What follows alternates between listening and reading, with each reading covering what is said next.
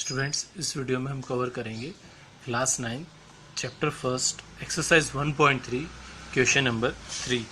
Express the following in the form of p by q where's p and q are integers and q is not equal to 0।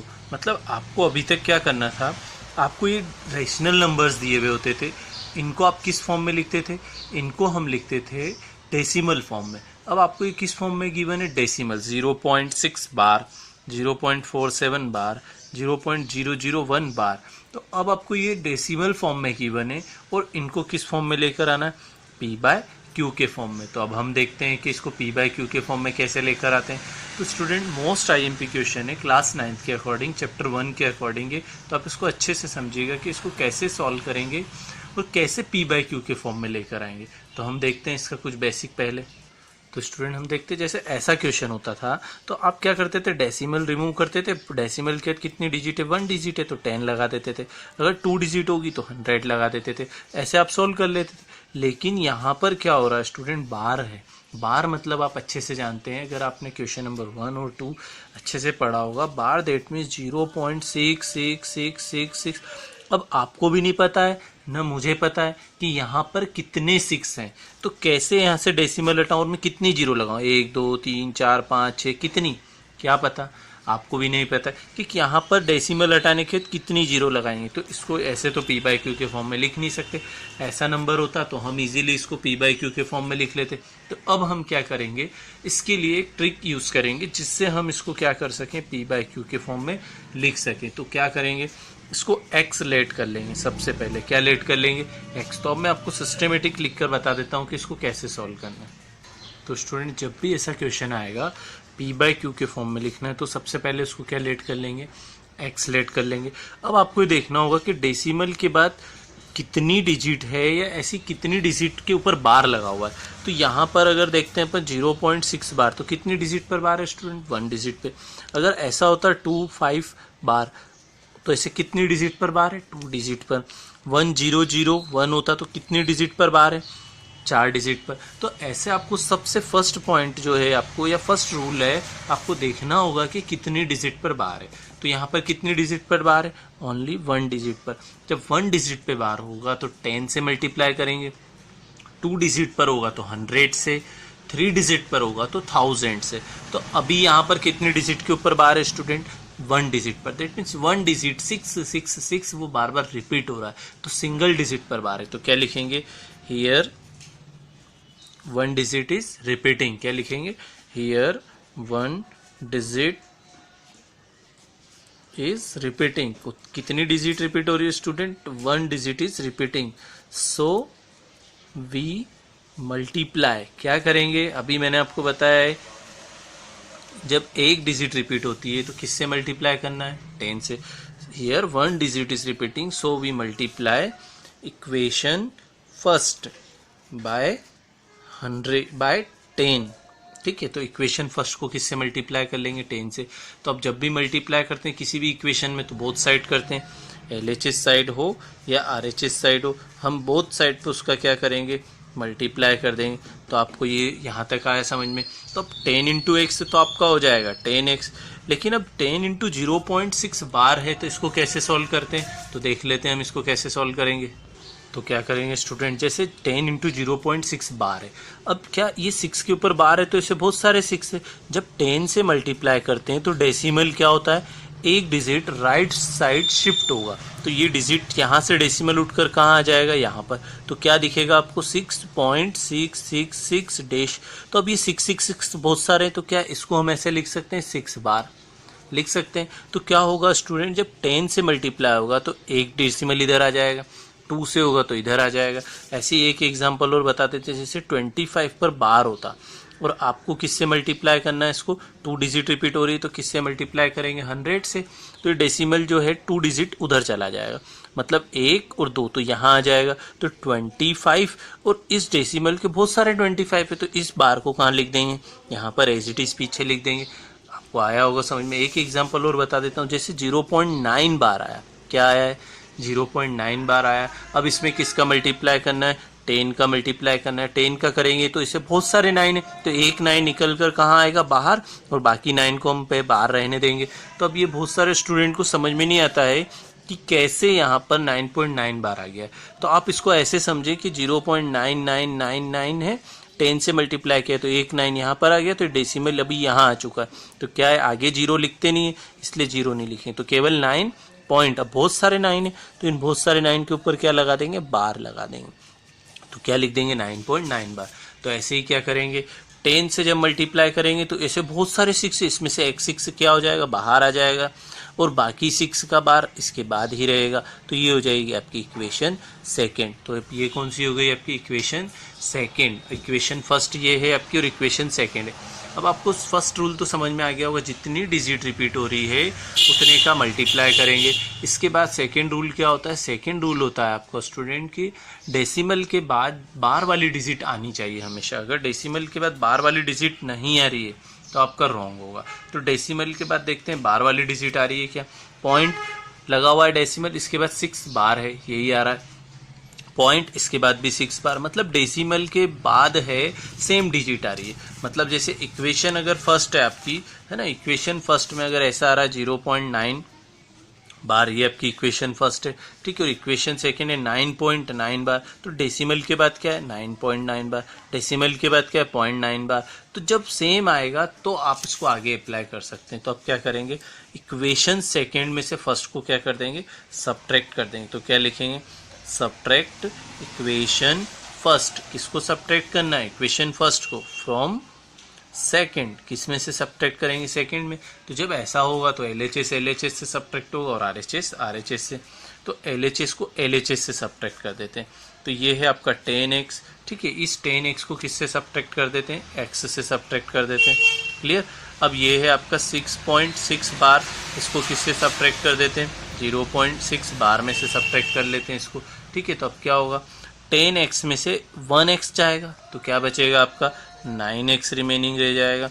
अब 6.6 बार में से 0.6 बार minus करना है, तो कैसे, जैसे आप माइनस करते हैं वैसे ही करेंगे। 6.6 बार में से 0.6 बार को क्या करेंगे, माइनस करेंगे। तो अब इसमें से हम इसको क्या कर देते, सब्ट्रैक्ट कर देते। 6 बार में से 6 बार जाएगा तो क्या हो जाएगा, 0। डेसिमल एज इट इज, 6 में से 0 गया तो क्या आएगा स्टूडेंट आपका 6। 6.0 को क्या हम 6 लिख सकते हैं, क्योंकि पॉइंट के बाद कितने भी 0 उसकी कोई वैल्यू नहीं होती। लेकिन अगर कोई डिजिट है कि पहले 0 है तो उसकी वैल्यू होगी। तो कोई डिजिट है नहीं यहाँ पे, 0 है, तो केवल क्या होगा 6। तो क्या रिमेनिंग रह जाएगा 6। अब 9 इसके साथ किस में स्टूडेंट, मल्टीप्लाई में, इधर जाएगा तो किस में हो जाएगा आपका, डिवाइड में। अब आप इसको कैंसिल करेंगे तो 3 2 जा 6, 3 3 जा 9। तो x की वैल्यू क्या आई है स्टूडेंट, 2/3। तो अब आप यही तो आपको प्रूव करना था, क्या करना था कि इसको p/q के फॉर्म में लेकर आना था। तो आपने क्या किया, स्टार्टिंग में 0.6 दिया था, मल्टीप्लाई किया, इक्वेशन सेकंड बनाई, और सब्ट्रैक्ट करने के बाद किस फॉर्म में लेकर आ गए, p/q के फॉर्म में। तो ये p हो गया और ये आपका q हो गया, यही तो आपको करना था। तो आपका ये है क्वेश्चन नंबर थर्ड का फर्स्ट। अब इसका देखते हैं हम क्वेश्चन नंबर थर्ड का सेकंड। आई होप स्टूडेंट आपको अच्छे से समझ में आया होगा। अब हम देखते हैं इसका सेकंड पार्ट। अब हम देखते हैं इसका जो सेकंड पार्ट है, आपको गिवन है 0.47 बार ओनली, मतलब बार किस पर है, ओनली ऑन 7 पर है। तो अब हम इसको मेथड तो वो ये लेट करके इक्वेशन फर्स्ट बोल देंगे, ठीक है। लेकिन अब इसमें क्या होगा स्टूडेंट, मैंने आपको फर्स्ट में जो समझाया था कि सबसे पहले आपको क्या करना होता है, सबसे पहले डेसिमल जो होता है उसके बाद रिपीट होती है वो डिजिट आनी चाहिए। लेकिन यहाँ तो बीच में क्या आ रहा है आपका 4 आ रहा है, तो ये तो रिपीट हो ही नहीं रहा है 4, तो केवल क्या रिपीट हो रहा है आपका 7 रिपीट हो रहा है। तो फर्स्ट इस डेसिमल को आपका क्या रूल है, ऐसी प्लेस पर लेके जाना है जिसके बाद रिपीटिंग डिजिट आ जाए। तो इस डेसिमल को कहाँ लेकर जाएंगे, यहाँ पर, यहाँ लेके जाएंगे, मतलब राइट साइड उसको शिफ्ट करना है। तो किससे मल्टीप्लाई कर देंगे, 10 से। तो इक्वेशन फर्स्ट में सबसे पहले किससे मल्टीप्लाई कर दो, 10 से। तो क्या कर दिया स्टूडेंट, इक्वेशन फर्स्ट में किसका मल्टीप्लाई कर दिया, 10 का। क्यों मल्टीप्लाई किया है, वापस से एक बार बता देता हूं मैं, क्योंकि आपको डेसिमल के बाद ऐसी डिजिट चाहिए जिसके बाद रिपीट होना स्टार्ट हो जाए या बार वाली टर्म आने लग जाए। तो डेसिमल के बाद बीच में क्या आ रहा है, 4 आ रहा है। तो इस 4 को सबसे पहले इधर लेकर आएंगे, तो किससे मल्टीप्लाई करेंगे, 10 से मल्टीप्लाई आएंगे। तो 10 × x क्या हो जाएगा आपका 10x हो जाएगा। क्लियर। अब 10 से जैसे मल्टीप्लाई किया तो डेसिमल शिफ्ट होकर कहाँ आ जाएगा, यहाँ पर, तो क्या हो जाएगा 4.7 बार। तो ये हो गया आपका इक्वेशन सेकेंड। ठीक है, तो अब इक्वेशन फर्स्ट और सेकेंड दो इक्वेशन आ चुकी है, लेकिन सब्ट्रैक्ट अभी नहीं करेंगे, क्योंकि मैंने फर्स्ट में भी आपको वही बताया था कि इक्वेशन को तब सब्ट्रैक्ट करना है जब डेसिमल के बाद सेम डिजिट आए। तो यहाँ डेसिमल के बाद क्या है 7 बार, लेकिन यहाँ डेसिमल के बाद क्या आ रहा है 4, फिर 7 बार आ रहा है। तो अब एक 7 और इधर लेकर आ जाते, तो एक 7 इधर लेकर आएंगे, तो अब अपने को अपना क्वेश्चन जो फर्स्ट था वैसा बन चुका है। कैसा बन गया है कि कितनी डिजिट पर बार है, सिंगल डिजिट पर। सिंगल डिजिट पर बार होगा तो किससे मल्टीप्लाई करेंगे, 10 से। 2 डिजिट पर होता तो किससे करते हैं, 100 पे। तो यहाँ पर क्या लिख देंगे, here 1 digit is repeating, so we multiply equation second by 10। तो हम क्या करेंगे, इस 10x में किसका मल्टीप्लाई करेंगे, 10 का। ठीक है, और ऐसे ही 4.7 बार में भी किसका मल्टीप्लाई करेंगे, 10 का। तो ठीक है स्टूडेंट, आपको समझ में आ गया होगा। ठीक है, तो 10 10 जा क्या होगा 100x हो जाएगा। क्लियर। फिर 10 का मल्टीप्लाई करेंगे तो बहुत सारे 7 है, x 7 उठकर कहाँ आ जाएगा बाहर, तो ये 47.7 बार हो जाएगा। इसको हम क्या बोल देंगे, इक्वेशन थर्ड बोल देंगे। तो आपको अब समझ में आ गया होगा स्टूडेंट को कौन सी इक्वेशन में से किसको माइनस करना है। तो देखो, इक्वेशन सेकंड में पॉइंट के बाद 7 बार आ रहा है, ठीक है। इक्वेशन थर्ड में पॉइंट के बाद 7 बार आ रहा है, लेकिन इक्वेशन फर्स्ट में क्या आ रहा है, पॉइंट के बाद 4 आ रहा है, फिर 7 बार आ रहा है। तो इक्वेशन फर्स्ट को हम कंसीडर नहीं करेंगे, किसको कंसीडर करेंगे, थर्ड को। तो थर्ड में से सेकेंड को क्या कर देंगे, हम माइनस कर देंगे। थर्ड में से सेकेंड को माइनस कर देंगे। क्यों करेंगे, क्योंकि पॉइंट के बाद सेम डिजिट आनी चाहिए, ठीक है, या सेम डिजिट पर बार होना चाहिए। तो 100x है, इसमें से क्या माइनस होगा, आपका 10x माइनस हो जाएगा। क्लियर। ऐसे ही 47.7 बार है, इसमें से क्या माइनस हो जाएगा, 4.7 बार आप क्या कर देंगे, माइनस कर देंगे। तो 100 में से 10x जाएगा तो आपका 90x आ जाएगा। क्लियर। तो अब क्या होगा, ऐसे ही RHS साइड पर 47.7 बार में से 4.7 बार माइनस करें तो 7 बार में से 7 बार गया 0, पॉइंट ऐसा का ऐसा। 7 में से 4 गया तो आ जाएगा 3, और यहाँ पर क्या रह जाएगा 4। 43 पॉइंट के बाद 0 कितने भी हो तो इसकी कोई वैल्यू नहीं होती, तो क्या लिख देंगे, डायरेक्ट 43 लिख देंगे। अब ये इधर मल्टीप्लाई में है, उधर जाएगा तो काय में आ जाएगा स्टूडेंट, आपका डिवाइड में। तो अब आपको ये किस फॉर्म में दिख रहा है, आपको ये दिख रहा है p/q के फॉर्म में। तो आपका आंसर क्या आ चुका है, जो आपको क्वेश्चन में प्रूव करना था कि इसको किस फॉर्म में लेके आना है, p/q के फॉर्म में। तो 0.47 बार को हम किस फॉर्म में लेकर आए हैं, p/q के फॉर्म में लेकर आए। अब हम इसका लास्ट क्वेश्चन देख लेते हैं कि लास्ट पार्ट जो है उसमें हमको क्या करना होगा।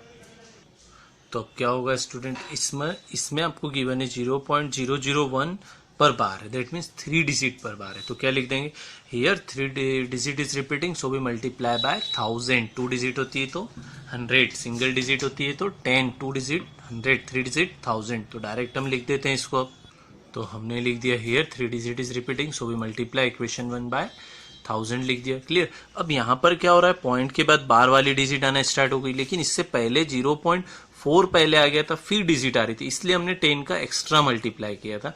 फिर हमारा क्वेश्चन बना था कि जितनी डिजिट रिपीट होती है उसका मल्टीप्लाई करेंगे। तो हम डायरेक्ट इसमें 1000 का मल्टीप्लाई कर लेते हैं। तो क्या होगा स्टूडेंट, 1000 इंटू एक्स, तो आपका हो जाएगा 1000x। ठीक है। अब यहाँ पर क्या होगा, 3 डिजिट रिपीट है तो डेसिमल कहाँ जाएगा, 1 2 3, मतलब 001.001 बार, ये हो जाएगा आपका। ठीक है। 1 के आगे कितनी भी जीरो हो तो इसकी कोई वैल्यू नहीं होती है। तो क्या स्टूडेंट हम इसको ऐसा लिख सकते हैं, 1.001 बार। ठीक है, ये हो जाएगी आपकी इक्वेशन सेकेंड। अब पॉइंट के बाद 0 बार इधर आ रहा है सेकेंड में, पॉइंट के बाद 0 बार आ रहा है, मतलब दोनों इक्वेशन में पॉइंट के बाद क्या आ रहा है, बार आ रहा है। तो क्या कर देंगे, सेकेंड में से फर्स्ट को सब्ट्रैक्ट कर देंगे। तो सेकेंड में से फर्स्ट को सब्ट्रैक्ट करेंगे तो 1000 में से x है तो x को 1x लिख सकते हैं। अब 1.001 बार है तो इसको क्या लिख सकते हैं, 0.001 बार लिख सकते हैं। क्लियर। तो अब 1000 में से अगर एक x चला गया तो क्या बचेगा, 999x बचेगा। और 1 पॉइंट सेम वही प्रोसेस, इसमें से क्या माइनस करना है, 0.001 बार।